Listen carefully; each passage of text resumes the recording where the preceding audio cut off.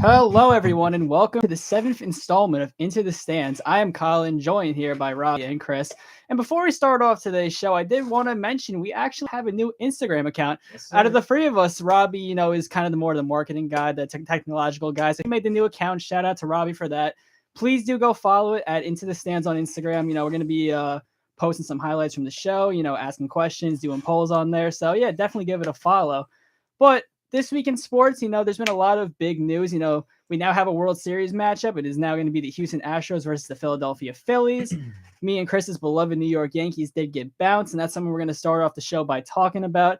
I feel it's only right that, Chris, you start off talking about the New York Yankees. So, Chris, take it away. How about those New York Yankees and how that season ended? Well, I can't say I'm surprised anymore. It's been 5 years of getting eliminated early, right? And look, and there's all this talk, right? A lot of people have similar opinions now. A lot of fans. It seems like now more than ever, there's that difference or that gap between the fans and the owner is, it's expanding between how they view the issues of this team.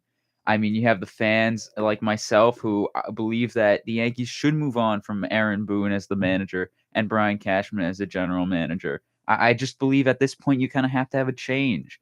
I'm not going to sit here and say Aaron Boone's the worst manager in baseball history and that Brian Cashman's a terrible general manager because it's not true.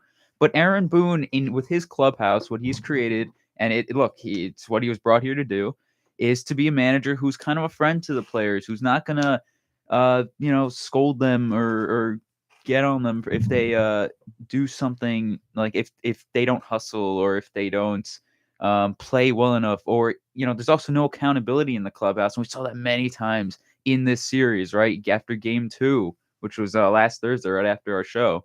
Right after that game, you got Aaron Boone blaming it on the roof being open because Bregman's home run would not have been a home run in any other stadium if the roof was closed because it was 91 mile an hour off the bat or something. And then Judge's drive in the eighth would have been a home run if the roof was closed. So, I mean, what did you do in between there? You did absolutely nothing. You couldn't hit Framber Valdez. He looked like Cy Young Award Barry Zito with his curveball. It looked like the Yankees batters did not know what a curveball was or never seen a curveball before facing this guy.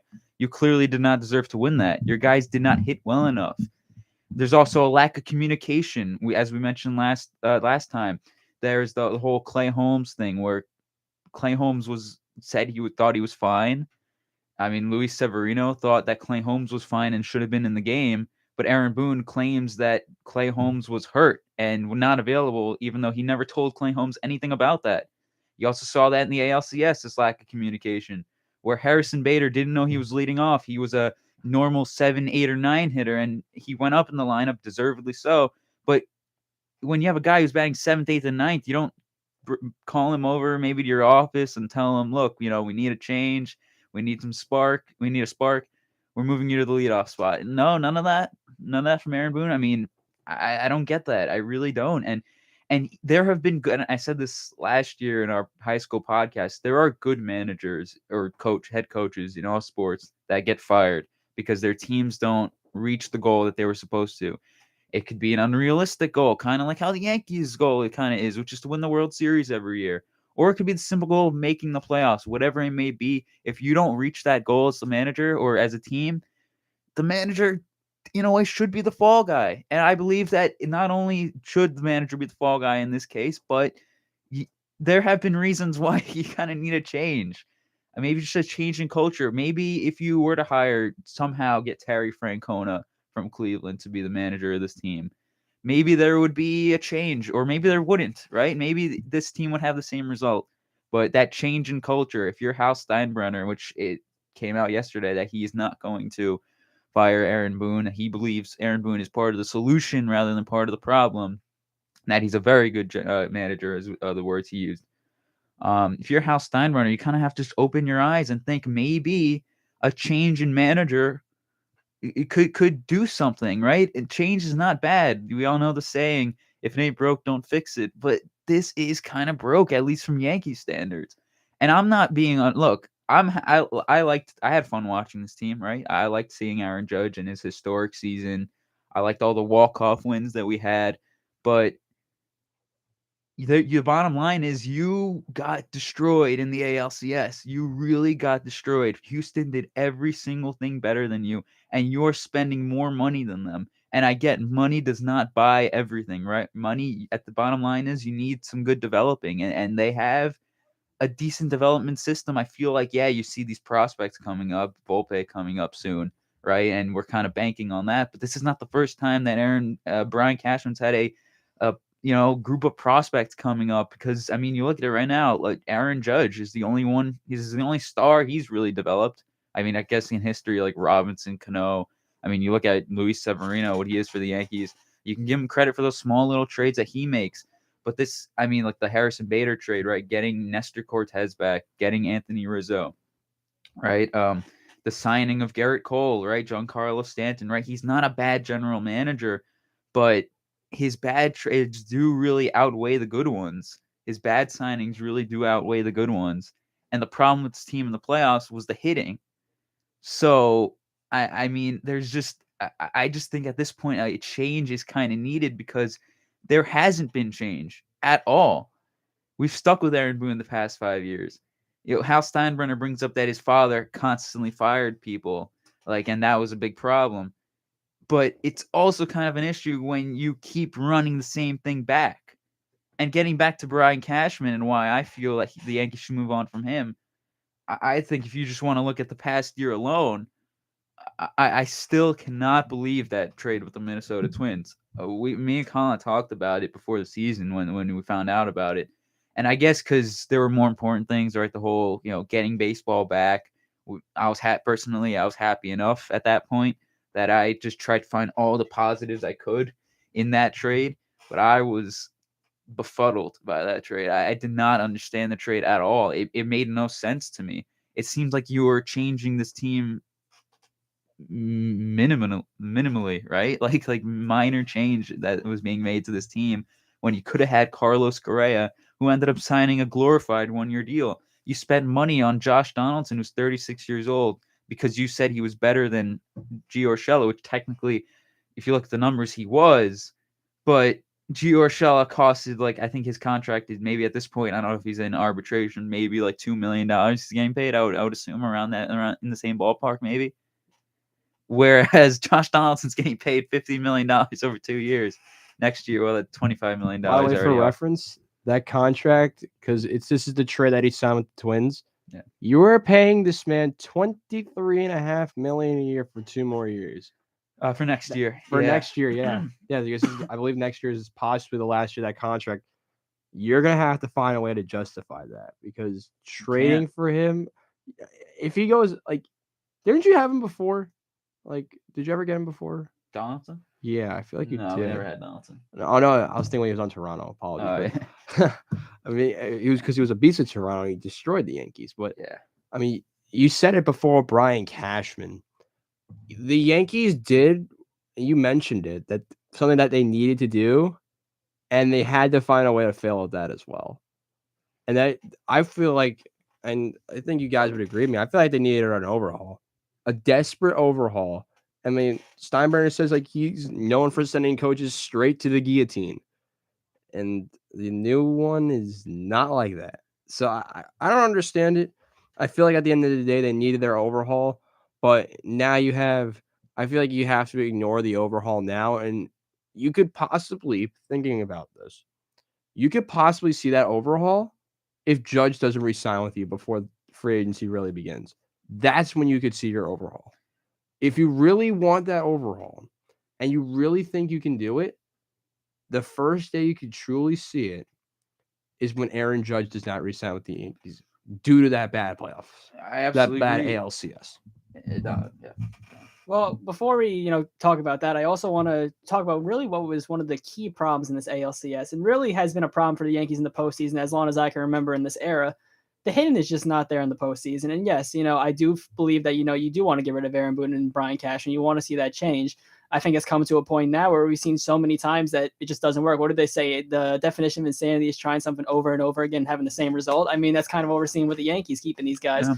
But I mean, the fact just remains, in terms of the performance in the postseason, Aaron Judge, his 62 home runs, this season was probably going to be the AL MVP, going to demand $400 million in the offseason. This poor guy. He batted 139 in the playoffs. He did too much in the regular season. You can't blame him. I mean, I agree with that. But the fact of the matter still remains. The fact of the matter still remains. Aaron Judge has not been good in the postseason. He batted 139 in the postseason. Gleyber Torres, a guy who sure the Yankees do like. He's had good moments in the regular season, but he batted 176 this postseason. Giancarlo Stanton, sure he had a couple big hits, but he batted 188. Josh Donaldson batting 172. That was supposed to be your big acquisition. 172. I thought it was lower than that. Yeah, no, 172. No way. Like Joey Gallo That numbers. can't be real. It's like Joey Gallo numbers. Is that his regular season batting average? No, regular That's season was like 200. But yeah. It's just like Joey Gallo out here. Jeez. Worse. I mean, it's unfair to pick on him because he's a rookie. But Oswaldo Cabrera, I mean, you kept him in the lineup. He batted .071. But still, he batted .071. That was a guy who they were batting at sometimes seventh in the lineup. I mean, you're also looking at Jose Trevino. He was a guy who, sure, you're not expecting a lot of offensive production out of your catcher, but he did pretty good offensively in the first half. He batted .045.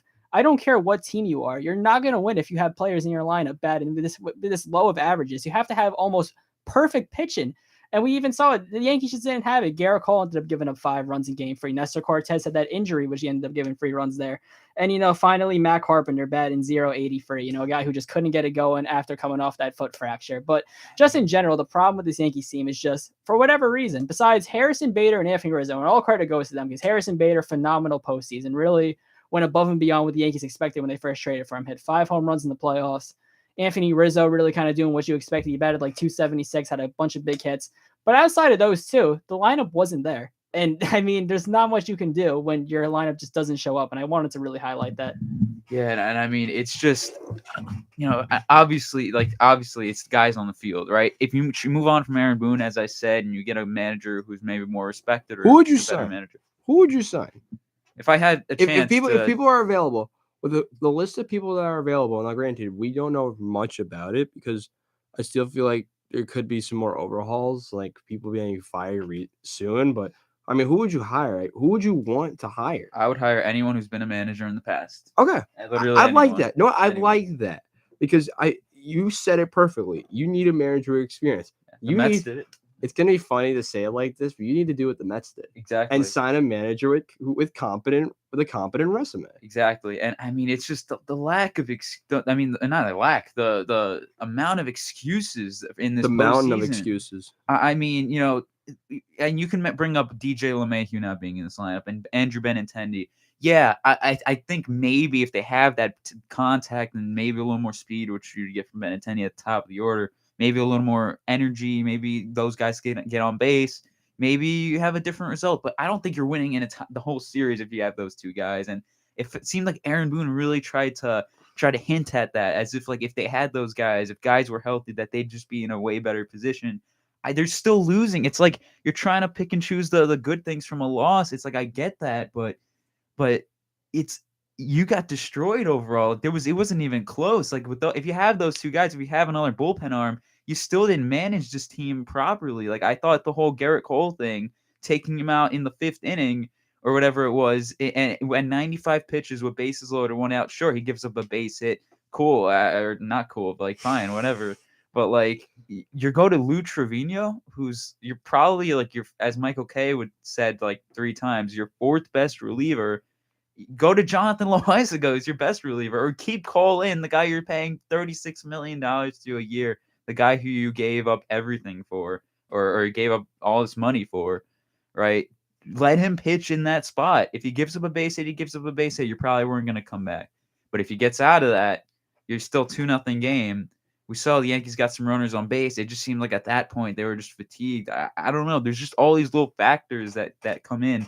There's the culture in the clubhouse, right? There's the little decisions by Boone, right? The decision to take Cole out there, right? I think it really demoralized this team even further when they brought in Trevino. And Boone's reasoning for bringing in Trevino is that he's supposed to face the bottom of the order. And so that was the bottom of the order. And the reason they wanted a new pitcher to face Trey Mancini is because Trey Mancini had 2 good at-bats off of Garrett Cole. One of those at-bats was a flyout, The other was a 6-pitch walk. I mean, that's not that impressive. Like, I mean, I would think 2 good at bats means, I don't know, like 2 hits. The guy didn't even get a hit off Garrett Cole, and you're saying that you brought in an entirely new pitcher.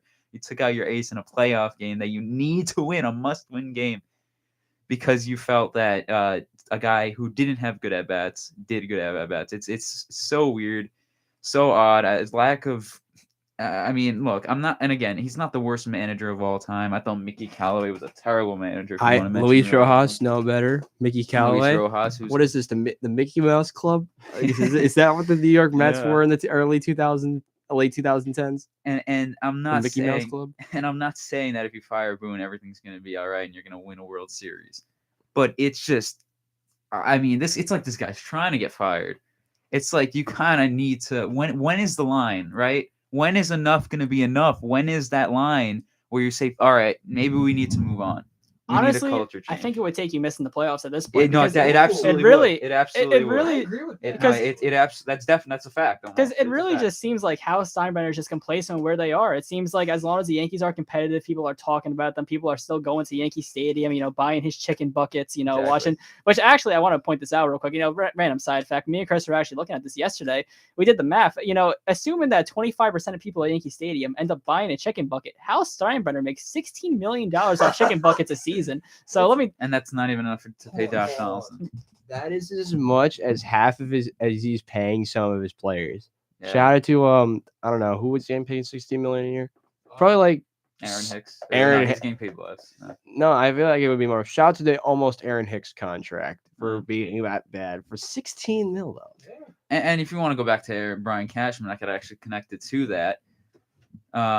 I feel like you have to judge in sports. You judge a general manager based off what they've done. Now, I don't think many GMs are last as much as long as Brian Cashman has been a GM for the Yankees. Almost 30 years. He's if he stays until 2025, that'll be 30 years with the Yankees. 3 as an assistant GM, and then the next 27 as the general manager and the senior vice president or whatever he is. But I mean, I guess you got to judge him based off what he's done, right? Look at his bad moves, because the bad moves outweigh the good moves. I'm sorry, right? I love Harrison Bader, but Sonny Gray, that Sonny Gray trade, and not only getting Sonny Gray and how bad he was, but the fact that he chose Sonny Gray over Justin Verlander in 2017. I can't blame them for Justin Verlander the second time because they offered him what he wanted, and that would have been a good move, but Astros swooped in and got him. But choosing Aaron Hicks, Brett Gardner, Clint Frazier coming off a concussion, and Jacoby Ellsbury over Bryce Harper, choosing Miguel Andujar over Manny Machado, and I get Andujar had a phenomenal 2018 Rookie of the Year, but Machado was a shortstop or wanted to play shortstop, ends up playing third base for the Padres, wanted to be a shortstop. You could have used a shortstop if you were going to move on from Didi pretty soon, which I think Didi had Tommy John surgery that year. So you needed a shortstop, and he was going to be a free agent. Gleyber Torres was good at second. Now, what ends up happening if you sign Machado, and obviously you weren't going to get Machado and Harper, but one or the other definitely could have been Yankees. And we're seeing now with what they're doing with their teams, right? They were both in the NLCS. I mean, they're the faces of their franchises and their cities. I mean, Bryce Harper's the face of Philadelphia sports. I mean, he's incredible. They love him over there. Machado is the face of San Diego sports. I mean, with Tatis and everything that's gone on with him, it's Machado's show now. And I mean, I guess the Yankees didn't like them because of their personalities, because they were too, because their personality, I don't know, right? They maybe had a little too much flair for the Yankees. I don't know, but these guys are winners. These guys want to go out and they want to play and they want to win. Bryce Harper, everyone hated him for whatever reason. There was like that whole 2-year stretch where everyone's saying how overrated he is, and everyone's saying how terrible of a player he is, and all this, and all through it. I mean, this guy, what did this guy do wrong? And he's showing you now with possibly leading the Phillies to a World Series. And you know what, Chris? I think we should, maybe get into that now, because unfortunately the Yankees are, let's face it, season's over, and there's nothing they can do go on now. and on. I really could, but we got to move on. Yeah, but the World Series has been now set. Let's talk about the two teams that are still relevant to this point: the Houston Astros, as much as we don't like to hear that, and the Philadelphia Phillies. Let's get into this World Series. I want to start this off that I feel like we got cursed for this World Series due to Colin's miraculous take 3 weeks ago, and then the look I had afterwards, the like stunned look. He's like, Phillies at 2. They're gonna get swept. You just had to believe. But at the end of the day, this matchup. I mean, we were talking about the Mickey Mouse Club. This is the Mickey Mouse playoffs. What the hell is going on? Like, you never understand. Like, playoff baseball is some of the most ridiculous things you'll ever see on a television screen. But let's talk about this World Series. The Philadelphia Phillies, led by 2 relevant starting pitchers, and Bryce Harper and Rhys Hoskins. That's like basically how they've gotten here, is for how good they've been. Bryce Harper has been probably one of the best players in baseball, if not the best player in baseball. Best, but one of the best yeah. in the postseason this year. Aaron Nola has looked great. Zach Wheeler's looked ridiculous. You have this group of guys around you going up against the Astros, who I believe have lost 1 game in the playoffs. Zero. Oh, zero. Right. They didn't beat Yankees. Didn't win a game. That's right. Who have lost 0 games. Should have been more if Seattle can close a game or win 1 in 17 innings or so. Or if the New York Yankees. Or if the Yankees can actually confident. score runs. But at the end of the day, the evil empire has struck again, and the Houston Astros, led by never aging Justin Verlander, who looks like Tom Brady at this point. Glad you call the Astros this evil empire. Of course they are.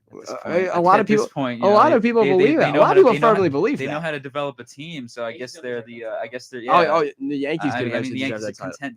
They're content with making the ALCS, so I mean, but this is a fun matchup, and I kind of like it because one of them's an underdog who reminds me a lot of the Nationals when they won the World Series. By the way, this can be the third, 3 out of the last 4 years that an NL East team has won a World Series, not named the Mets. Yeah. It could be the Phillies, the Nationals, and the Braves. At least you got the Marlins. Oh, wait till the Marlins.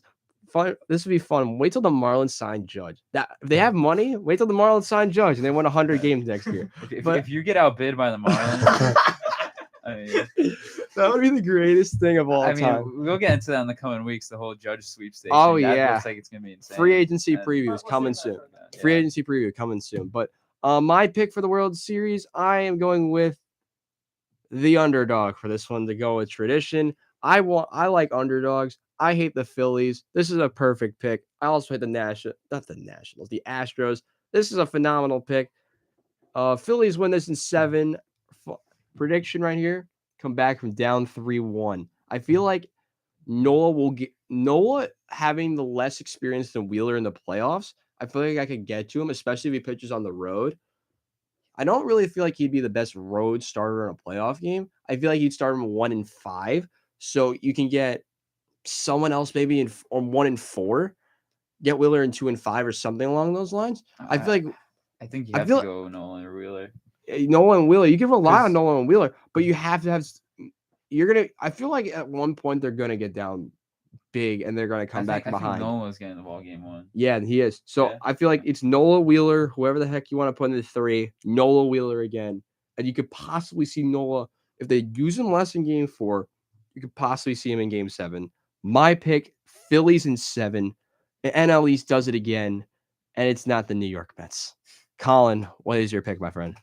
Okay, so let's get into it. So all logic says the Houston Astros, but consider how Logic? Yeah, what is logic? I mean, with how this postseason has been, I mean, Seriously. if I told you guys that the NLCS would have been Padres Phillies, Robbie would have gave me another one of those looks. But I would have given you the look because I never thought the Padres would get past the Mets. Yeah, I mean, we all picked the Mets here, but that didn't end up happening. But but I have to go with the Philadelphia Phillies, just for all purposes here. And you know what? I'm gonna pick them in 6 games, and here's why. I'm gonna say that they'll lose the first 2 games in Houston. I think that the Houston Astros, playing at home in Minute Maid Park, they've been pretty unbeatable. But what I think the big turn in the series is going to be, and we saw it in the NLCS, I think that playing in Philadelphia, this Phillies team is going to be great. We saw the crowd electric that crowd as we saw the Bryce Harper walk-off home run. I mean, that was one of the most memorable swings that I've seen in a while. Even the call by Joe Davis, calling it the swing of his life. Really, this just seems like a team of destiny, kind of like how that Nationals team and those Braves teams were. I think they went all free in Philly, and I think they take Game 6 with the momentum in Houston. So I'm going to go Philadelphia Phillies in 6. Now, granted, the Houston Astros should win this series. They're the better team, but we've seen so many times that it's just the hottest team in the league will end up winning. And I think the Phillies have proven that they're the hottest team. I mean, no one saw this coming. They fired Joe Girardi early on in the season. Really, it's been phenomenal. It's been a phenomenal run for them. And all the concerns they've had about, the bullpen not working, the team being poorly constructed, it really didn't end up mattering in the end because they got to their ultimate goal. And here they are just 4 games away. And that's why I am going to go with the Philadelphia Phillies in 6 games. Chris? Oh, man. Well, first of all, right, I don't think anyone could have predicted this matchup, right? Oh, you're good. All right. But congrats to the Houston Astros on making it there, right? The Yankees just did not play well enough. There's nothing against them. Obviously, I don't love them as a team, but they made it. They're a really good baseball team. They destroyed the Yankees. They deserve to be here. I'm going to say they win in 6, the Houston Astros. I love this Philadelphia Phillies team. I hope to God they win. And if you want to know the real reason why I'm picking the Astros to win in 6, I predict the Astros to win in 6 in 2019. They didn't. I predicted them to win in 6 last year. They didn't. Predicting them to win in 6 this year. Third time's a charm. Can it be? Hopefully, hopefully. I want the Phillies to win this thing so bad. I don't want the Astros to win. Again, respect to them for beating the Yankees. The Yankees did not play well enough at all. They dominated. They did what they were supposed to do. They are a very, very, very good baseball team. But I hope to God, and I think my prediction's gonna be they win. I hope to God they don't though. Philadelphia Phillies. I went to a Phillies game this year. It's a lot of fun. I think the city of Philadelphia is a real sports city. They really love their team there, and you could sense it not only from the guys on the field, but the crowd. It was electric, and you could feel that they had been waiting for playoff baseball in Philadelphia for a very long time, and they finally got it, and they won every home game. And I think I hope to God they win this because they deserve it. Or the funny thing is they don't deserve to be here at all. They were the last. I mean, if this is last year, they are not in the playoffs, right? They don't. They first of all, they're a disaster. Yeah, the DH is not in the National League last year. Their DH was Kyle Schwarber, who was incredible. They got in as the last playoff seed, which did not exist last year. It went to 5, and they just snuck in with 86 wins, 87 wins, and now they're here in the World Series. Nobody saw this coming. I hope to God Phillies win the series. But I guess for the sake of the prediction, I have to stick with the veteran Houston Astros. They've been here before. They know what to expect. Let's go Phillies, though. Well, we transition. We'll stay on the East Coast. The NFL is absolute madness. That is the only thing I can conclude from this season. Because despite all the odds, despite all the insanity, we head to the New York Jets, the Gang Green, who went into a game against Brett Ripien and the Denver Broncos. Yes, Brett Ripien. No Russell Wilson. You'll love to see it. And what do the Jets do? They do the one thing that I thought we'd never see again, and that is play down to their competition. And 16-9, we saw what Breece Hall can be. Ian Eagle called him Breece Lightning. I love that nickname, by the way. That will stick for next year. And I say next year because he's out for the season. Everything must come to a close. Every good thing must come to a close because this is the New York Jets, and we can't have anything nice. But at the end of the day, the Jets, led by Greg Zuerlein's leg and Zach Wilson doing the bare minimum again, the Jets go to a miraculous 5-2 in a game. I mean, I didn't get to watch much of it this week because I was out, but despite the fact, the New York Jets defense makes a statement again. Now, granted, it's Brett Ripien, but I feel like with how many opportunities they gave Denver this week, the Jets defense could be really legit if they have a few more key pieces in free agency. Maybe grab a safety, replace LaMarcus Joyner, who's having a phenomenal year, by the way. After week 1, he had a stupid penalty week 1. Comes down and gets 2 interceptions in the last 4 games. One against Pittsburgh, and then one this last week against Denver on a deep ball. But I feel like for the Jets, they're entering, and we get to preview this game because this is going to be my game, one of my game of the week picks. They get to go up against New England. It's going to be a fun game. I'm really excited for it. Everyone's going to watch it because the Jets are relevant, and that's all we need to hear. Also that, and the fact that New England is worse than the Jets.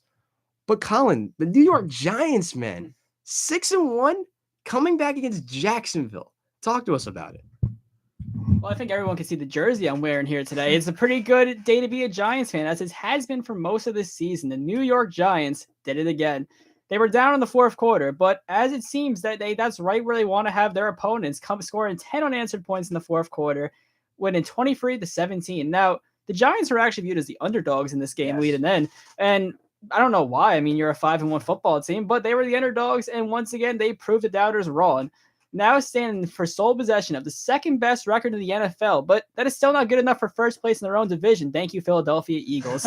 But, let's see. Yep. How they're doing. Even the Jets, too. They're still not first place in the division. 5-2, but still not first place. Yep. I say.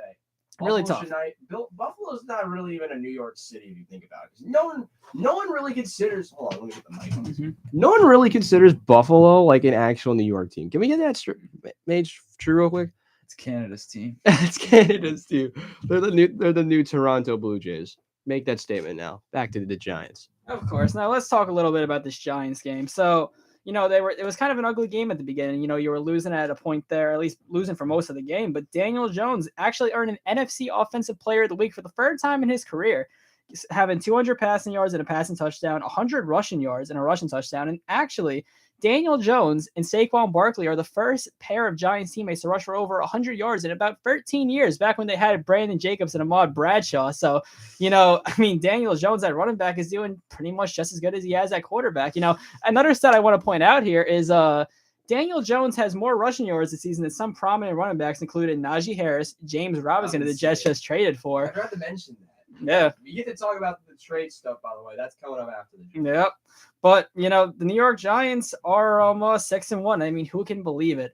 The Jaguars, of course, granted they're not the best team, but they did have a pretty good start to the season. Doug Peterson still is a pretty good head coach, but ultimately the Giants are in a good position right now. They got Seattle next week, which is a game that I can get into possibly later on, as that is actually the only game next week that features teams with 2 winning records. But who would have thought that? The Giants and the Seahawks. But let's talk about some of the trading news. So actually just today, the Giants did announce they traded Kadarius Toney to the Kansas City Chiefs for a 3rd and a 6th round pick. Now, this is a move that kind of has me torn as a fan because, I really like the potential that Kadarius Toney did show. They used a 1st round pick on him in just last year's draft. Originally in that draft, the Giants wanted Devontae Smith, but the Eagles ended up taking him ahead of them. As always, the Eagles usually do pretty bad things to the New York Giants. But Eagles ended up taking Devontae Smith. The Giants traded down, picking Kadarius Toney. And the thought was that, just a really explosive player who really is great, after the catch. And we saw him flash some of that potential. He actually had a game against the Dallas Cowboys last season where he had, I believe it was 189 receiving yards, really was dominant that game.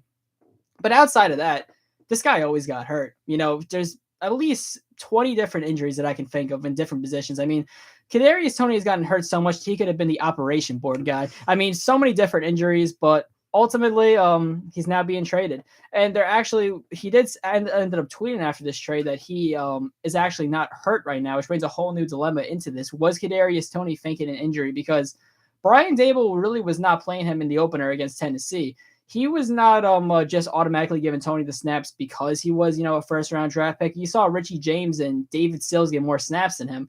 And for Toney, it just is tough to see as a fan because you saw the talent, you saw the potential, but he just couldn't stay on the field simply. But with Kansas City, though, if he can stay on the field and can stay healthy, I really like his fit there. I think that Toney is going to be a dominant player in that offense because he's not going to be expected to do a lot. They already got guys there. You got Marquez Valdes-Scantling, Travis Kelce, Juju Smith-Schuster. Throwing Kadarius Toney in there, McCall Hardman, he's going to be very dangerous in that offense if he can stay healthy. So that's a good trade for the Chiefs. I mean, for the Giants, you just never knew when you were going to see him on the field. You never knew when you were going to see that potential actually get realized. So it's definitely tough to see as a fan, but it's something that I think the ownership, Joe Shane, had to do as general manager. But Robbie, also that trade with the New York Jets, let's get into it. James Robinson coming to fill in for Breece Hall.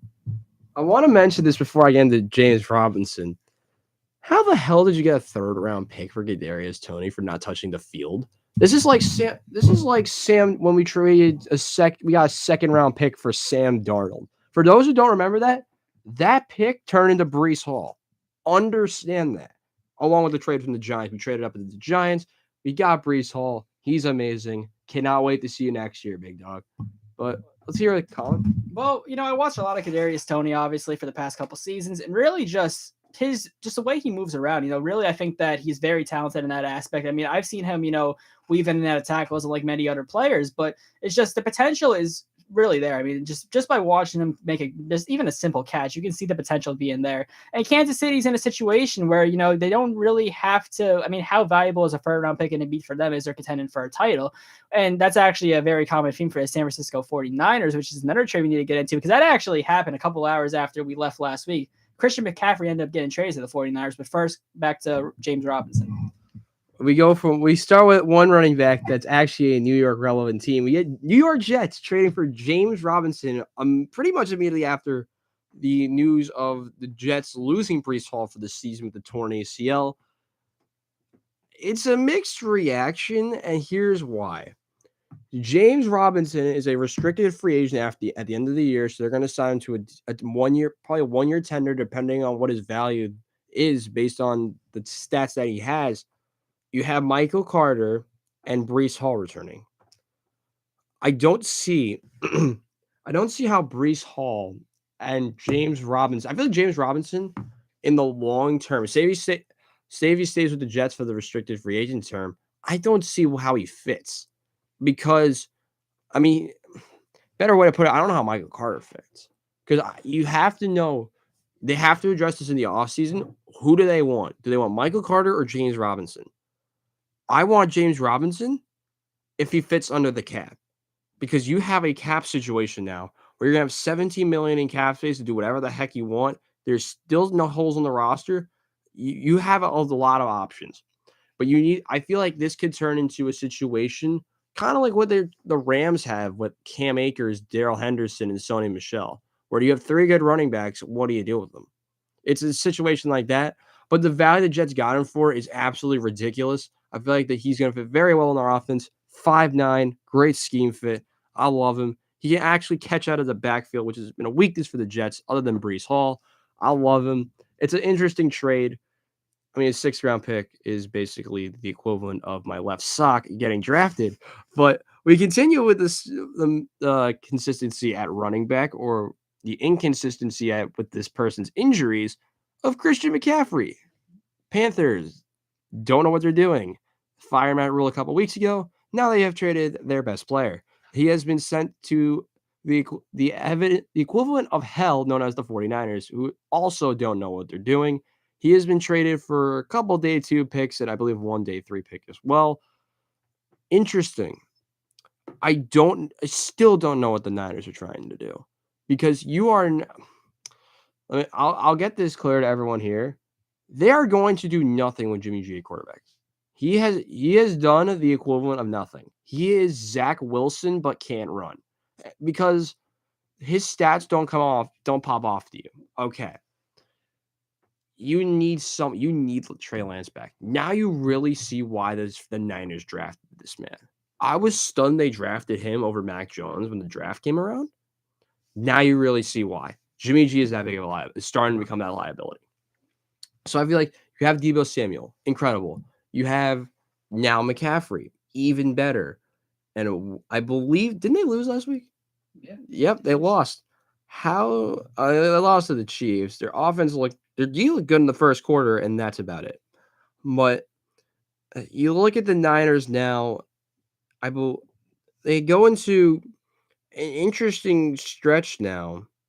They go to the Rams. First of all, making this pick now, they're losing big to the Rams because they don't know what they're doing, and their play call is horrible. But, I mean, Colin, I don't know what to think of them anymore. What do you think? I'm definitely not as harsh on the move as you are. I think that if you're San Francisco, I get why you did it, because once again, let's face it, you have your problems with Jimmy G. I can understand that, but he still led them to a Super Bowl back in the day, of course. So they still think he can do this. I mean, 3 years ago. Well, yeah, but he obviously, it's still a few years ago. But that's even the point. It was recent ago. So the 49ers still do believe that Jimmy G can take them to a Super Bowl, maybe even win them a Super Bowl.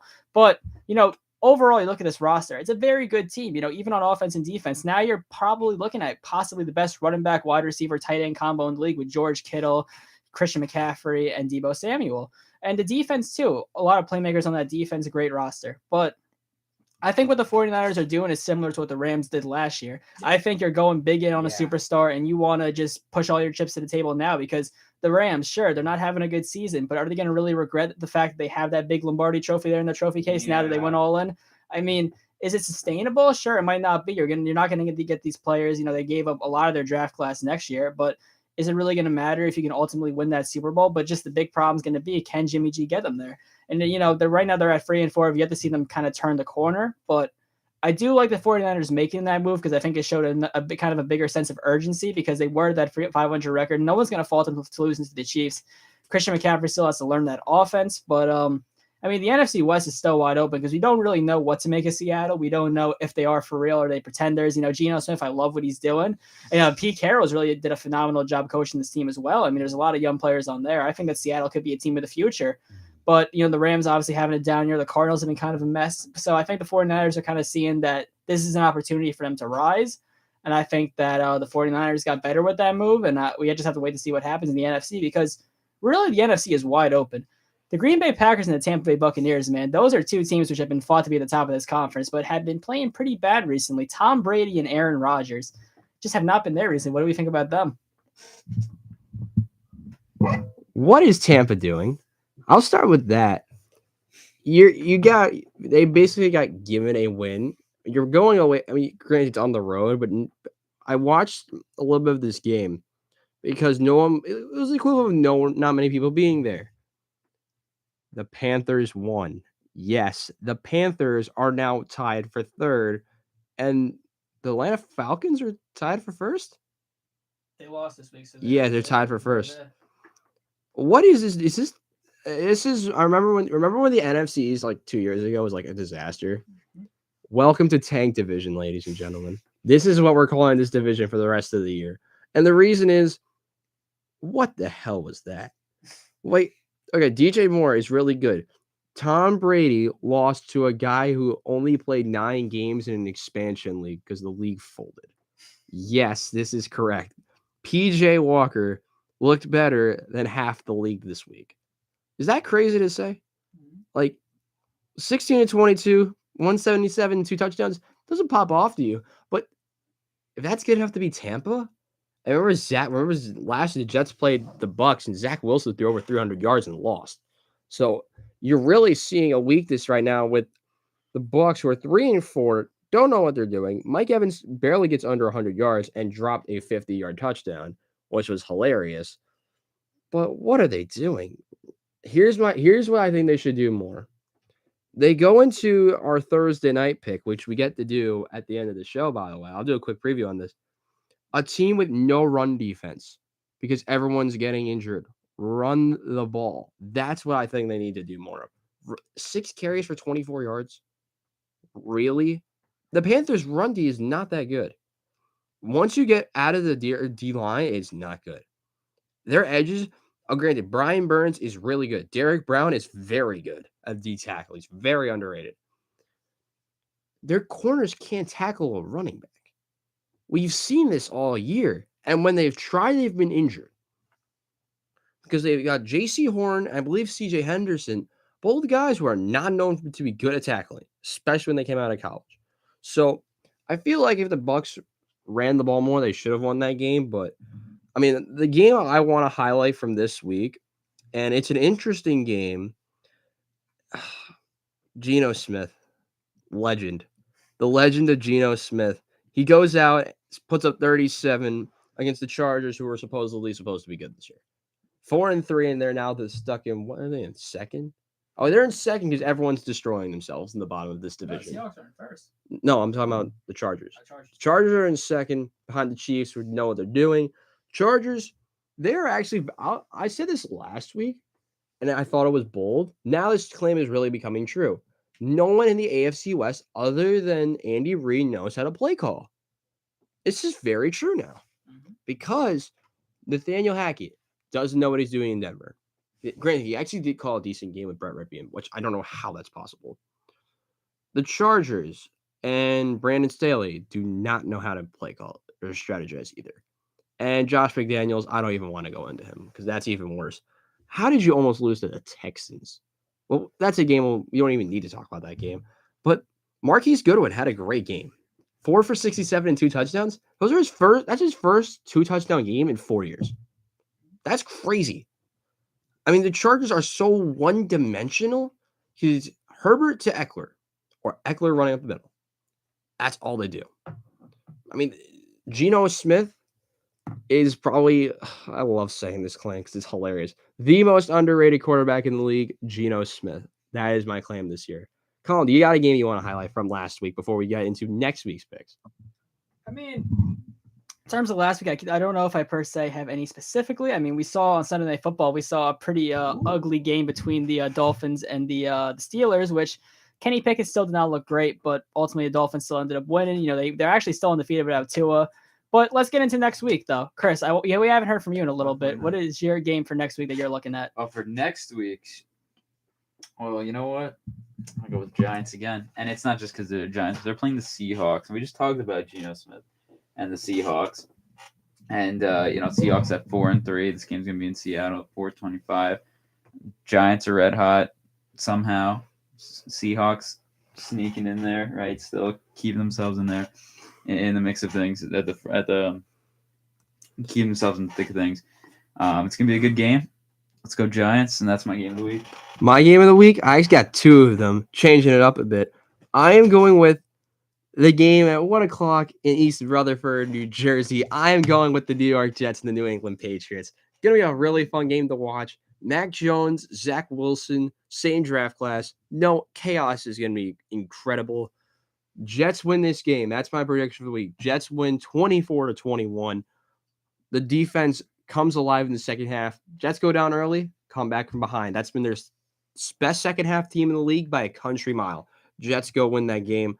My other game of the week, I mean, this is going to be a fun game to watch. I'm going to go with the Battle of Ohio on Monday Night Football, and here is why. Cleveland Browns got screwed last week because a ref does not know how to call a false start. For those who don't know, the Cleveland Browns are called a false start penalty, and no one moved other than the defense, which shows how great NFL officiating is now. But I feel like with Cincinnati's offense looks phenomenal. The Cleveland Browns, they're not that bad. Like, people think they're really bad. The only thing that's holding them back is Jacoby Brissett. If they had Deshaun Watson, I'd say their record flipped. I think they go to 5 they're 5-2 with Deshaun.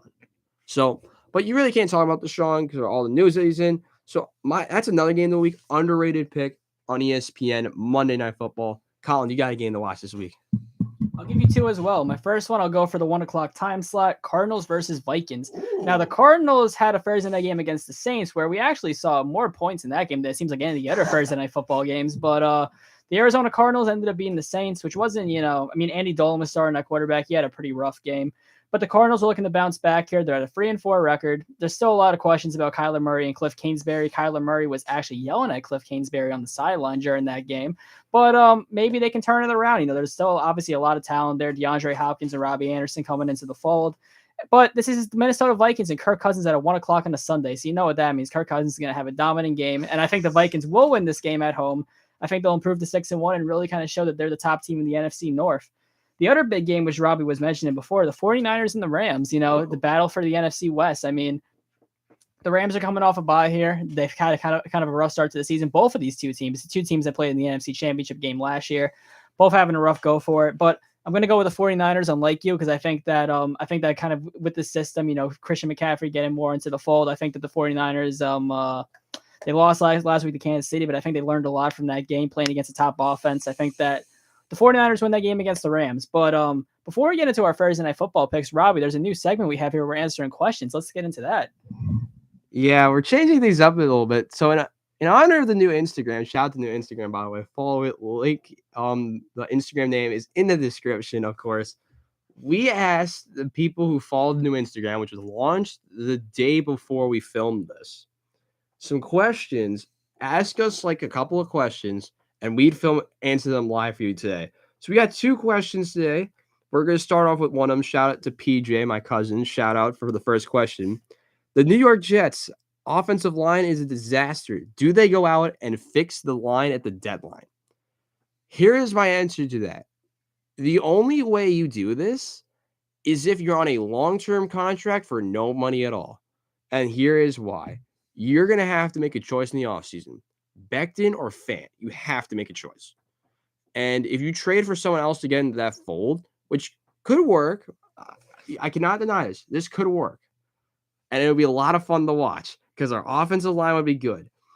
I don't know if this is the right time to trade for an offensive lineman because I hate being in this spot. I never thought the Jets would be in this spot at this point. It's a lot of fun. I don't think so. They don't have the resources. They need to find a way to get more draft picks. That's what I think. I think the Jets do nothing the rest of the deadline. They made their big move for James Robinson, which I think is totally justified for the value traded for him at. But Colin, you want to get quickly into this question? Well, obviously losing Vera Tucker for the season, those questions do kind of come more into focus. But it really just depends on how the O-line performs going forward. If those guys, your second string guys, can give you a good performance. If Zach Wilson's not getting hit a lot, then sure, you don't need to really address it as much. But if we start to see a situation like the Giants in the past where Daniel Jones or Eli Manning is running for their life, I do think that you need to address that because ultimately offensive line really in this modern NFL really does make or break a team. You cannot win with, the Bengals kind of did it last year going to the Super Bowl, but you really can't sustain winning football without a good offensive line. So if it starts to become a problem, I think you do look for a short-term solution. The trade deadline is coming up very soon. I think Tuesday. I think that maybe considering how the O-line plays for the Jets this Sunday against the Patriots, say if they have a bad game there, I think that the Jets do look for possible reinforcements, Chris. You kind of have to, right? As Robbie said, it's going to be difficult. Right, because you didn't expect to be in this position as the Jets. They also have a lot of cap space next year. $17 million in cap space, and you do need to re-sign a lot of crucial pieces. So I don't think so, right? Because you didn't expect to be here, right? It's not like you built this core and had this team that was ready to go to the playoffs now, right? I think it's not ideal, right? But I just think at this point, with the cap space being an issue, you kind of have to just roll the season out and see how it plays out. I think. All right. I like that pick. We got one more pick. Shout out to Holly. Shout out for your question. I actually like this question a little bit more. Bradley Chubb is at the end of his contract at the end of the year. Do you think Denver moves him? If they lose, they move him. I feel like if Denver finds a way to get the draft picks they get back that they traded for Russell Wilson, you pull the trigger. I literally think they do. Now, granted, I don't think really anyone wants to trade up for a pass rusher, especially now. You could point out a few teams that would want to do this move. Hey, Miami Dolphins, I feel like they would want to do it. They have a couple first-round picks, I believe. Another team that could maybe want to do it. What about Philadelphia? Philadelphia just traded for Robert Quinn, so maybe that's not the best option in the world, but Philadelphia can maybe do something. Why not? They have some cap space, I believe, left. So there's a couple of options. But I feel like Denver, Denver's not re-signing him unless they pop off at the end of the season. So especially if they lose to Jacksonville, who won I believe, did Jacksonville win in London last year? Yeah. They beat the Dolphins in one of the lamest games ever. So that's an interesting question. I like the question. It's a fun debate. I don't think they trade him. No one's giving 2 first-round picks now. If he did in the offseason, if we were asking us the offseason before this year, I would have said yes. If they thought they would be in the situation that they're in, but due to the lack of cap space in the Russell Wilson contract, unless they can really restructure it to free up $20 million, I don't think this happens. Colin. In terms of trading Bradley Chubb, because trading Bradley Chubb, it really just depends on how the rest of the season goes for the Broncos. If you end up possibly rebounding, going to the playoffs, I think that you do keep him around. Possibly though, if you completely bottom out, if Russell Wilson doesn't seem like he's working, you're at a really tough situation in general because Russell Wilson's locked up till I believe it's 2027, correct? Yes. Yeah. So yes, 27. If you want to try to find a way to maybe get Chubb's contract off the books, because you're going to have to pay Russell Wilson for a lot of years, even if, whatever happens in the future there. I think that Bradley Chubb is obviously a very great player. I think that he's been good for that Broncos team, but I think it really depends what the direction of the team is looking like. If the Broncos can rebound, get back to, being what they were expected to be, I think Bradley Chubb has to stay. He's obviously so valuable to that team. But if the Broncos continue their struggles, maybe I think you start looking at all possibilities for them. Really been unexpected. I mean, the Denver Broncos were expected to really compete with the Kansas City Chiefs in this division before the season started. They really were, and it really shows. We had a lot of Broncos in primetime, which really did not go that very well. It seems that fans don't want to really watch the Broncos anymore, but I think that's what it comes down to. I think it really just comes down to the success of this Broncos team going forward. Yeah, I mean, as you said, I think Sunday's a big day for the Broncos, right? Sunday against the Jaguars, 2-5 so far.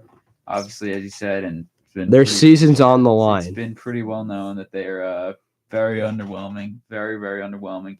But if his contract's up at the end of the year, just go roll with it. I mean, you might as well, right? Yeah, you're gonna have Russell Wilson. I know the cap space becomes an issue, and you can maybe get something for him. But if you have Russell Wilson, you made that big trade, and you don't like the offer that you get from other teams, and you lose on Sunday, then roll with it for the rest of the season. You never know. I mean, I kind of like it, but let's dive into our last segment of the day. Thursday Night Football's tonight. Of course, we got to make our picks.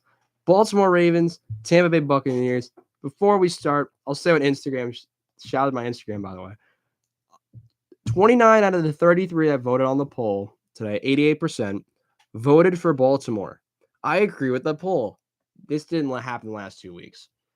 I'm going with the poll today.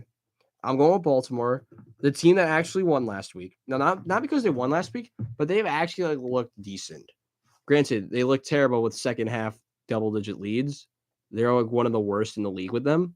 So I feel like if Baltimore, this game's going to be close. You won't see a lot of high scoring due to the Bucs offense lacking a lot.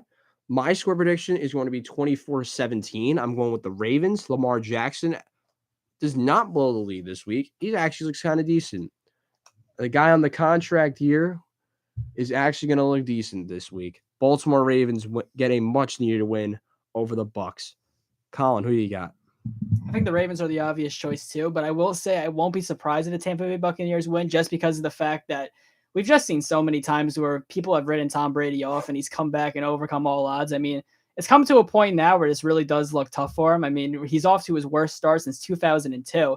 The Buccaneers offense is completely out of sync. I mean, we didn't talk about it when we were talking about that Panthers game, but even Mike Evans dropping a wide open bomb, which he should have easily caught and walked into the end zone. It's really tough for the Buccaneers right now. This is a huge game for them. Do not get me wrong. You do not want to fall 3-5, even if that NFC South is underwhelming. But I do think Baltimore wins this game. I mean, Baltimore has had their concerns. They can't really finish games. They've been very bad in the fourth quarter, an area where Tom Brady has historically been very good in. So if it's a close game in the fourth quarter, I think it can really go either way. I think Tampa Bay can win it. But I just think that considering how both the teams have played this year, I think Baltimore jumps ahead, and I think that they don't give it up this time. I think Lamar Jackson has a good performance, and I say the Ravens win. If you want to give a score prediction, I'm going to go maybe 34-23, Baltimore Ravens. I like it. Yeah, well, I think this is obviously a must-win for both teams, right? The Ravens coming off that very tough, I don't even know if you call that a deserved win. I don't even know if you call it a deserved I'm sorry. win. Yeah, no, I'm talking 2 weeks Ref ago. ball coming to play. A very close win last week. I was talking, a very tough win 2 weeks ago, right? You want to get this win too. You don't want to lose 2 times in the past 3 games, right? You obviously want to stay atop the division. I know Tampa Bay wants to stay atop of the division barely. I mean, they're tied with the other 2 teams. 3-4, and you're in first place. Why can't the New York Jets play in the NFC South this year? Why can't the New York Imagine Giants? the Giants sit there. Yeah. Wow. They already have the division won by now. No, they would. I think the Giants would be 7-0 if they have that. I think they could be everyone in that division. You can't not debate. It's a tough game to predict, but I know that with the Ravens, most of their games have been pretty damn close, and usually in the 20s from what I've seen. Right. I'm gonna see the Buccaneers sneak out with a win. Ooh, I kind of like that. I think I actually voted for the Ravens to win. You did. But I'm gonna say that they lose. The Ravens lose by a score of 23-20. I like that pick. By the way, the only game the Ravens have not allowed double-digit points is to the New York Jets. They allow 9 because we can't kick an extra point. But unfortunately, ladies and gentlemen, that is all the time we have for today. Quick shout out to my grandma. Happy birthday. She gets a quick shout out today. But that's all the time we have for today on Into the Stands episode 7. We'll get to see you guys next week. And hopefully, if you're seeing us live on YouTube, hello. If you get to see this later on, hopefully you guys can join us next week. Remember, Thursday, 5 to 6 every week. And we'll see you guys next time.